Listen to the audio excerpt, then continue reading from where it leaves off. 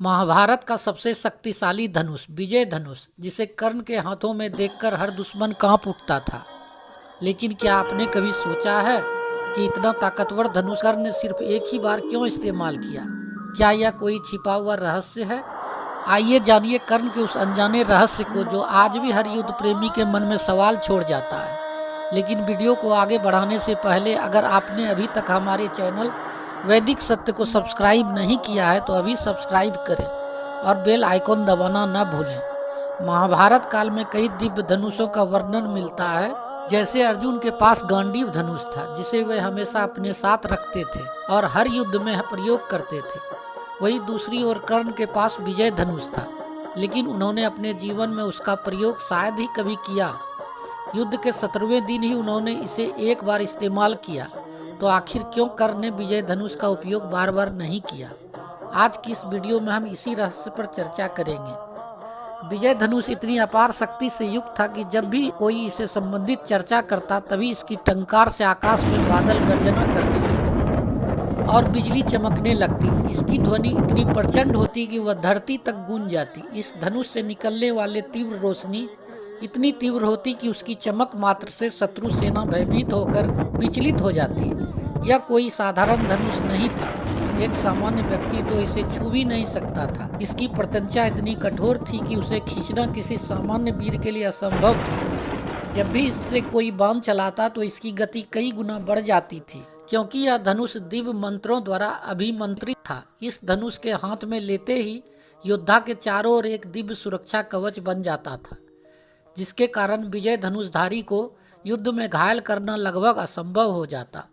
कहा जाता है कि विजय धनुष को धारण करते ही युद्ध में विजय निश्चित हो जाती थी। स्वयं भगवान श्री कृष्ण ने इस धनुष की महिमा बताते हुए कहा था कि जब तक कर्ण के हाथों में विजय धनुष रहेगा तब तक समस्त संसार की सेनाएं मिलकर भी इसे परास्त नहीं कर सकती। परंतु यह आश्चर्य का विषय है कि इतना शक्तिशाली धनुष होने के बावजूद कर्ण ने इसे युद्ध में बहुत ही कम उपयोग किया।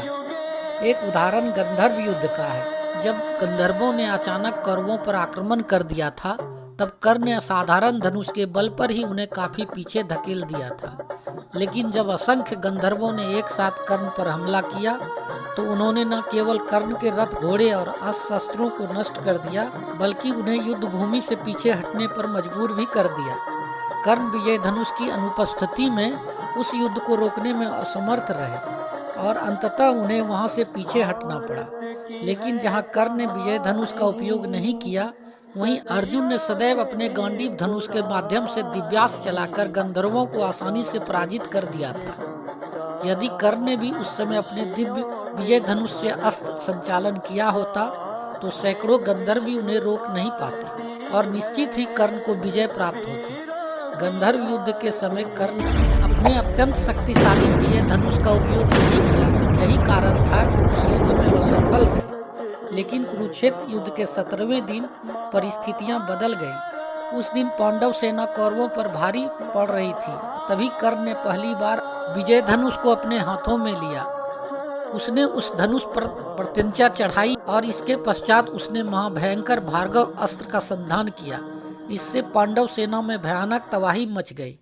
कर्ण ने अपने पूरे जीवन में केवल एक बार विजय धनुष का उपयोग किया और वह दिन था जब उस रौद्र रूप समस्त युद्ध भूमि पर छा गया। तो आखिर सवाल उठता है कि जब कर्ण के पास इतना शक्तिशाली विजय धनुष था तो उन्होंने उसका नियमित उपयोग क्यों नहीं किया? मित्रों, इसका उत्तर कर्ण के व्यक्तित्व पर छिपा है। कर्ण कभी भी विजय पाने के लिए किसी दिव्य अस्त्र या धनुष पर निर्भर नहीं रहना चाहते थे। उन्हें अपने धनुष विद्या पर अटूट विश्वास था और अपने गुरु परशुराम की दी हुई शिक्षा पर अपार आस्था थी। इसी कारण वे दिव्य अस्त्रों का उपयोग बहुत कम करते थे। कर्ण का मानना था कि एक सच्चा योद्धा अपने पराक्रम और परिश्रम से युद्ध जीतता है, न कि किसी दिव्य शस्त्र या दैव्य शक्ति से। उनके लिए इसकी साधना ही उनका सबसे बड़ा अस्त्र था। ब्रह्मास्त्र और अन्य दिव्य अस्त्रों से युद्ध करना निश्चित रूप से आसान हो सकता था, लेकिन उनके प्रयोग से चारों ओर भयानक विनाश फैलता था। यही कारण था कि कर्ण ने कभी भी युद्ध को तबाही में बदलने की इच्छा नहीं रखी। वे केवल उसी शक्ति का प्रयोग करना चाहते थे जो उनके भीतर की तपस्या से उत्पन्न हुई थी। यही कारण था कि कर्ण को अपने दिव्य विजय धनुष का ज्यादा आवश्यकता ही नहीं पड़ी। उन्होंने अपने पराक्रम, साहस और धनुर्विद्या के बल पर ही युद्धों का सामना किया।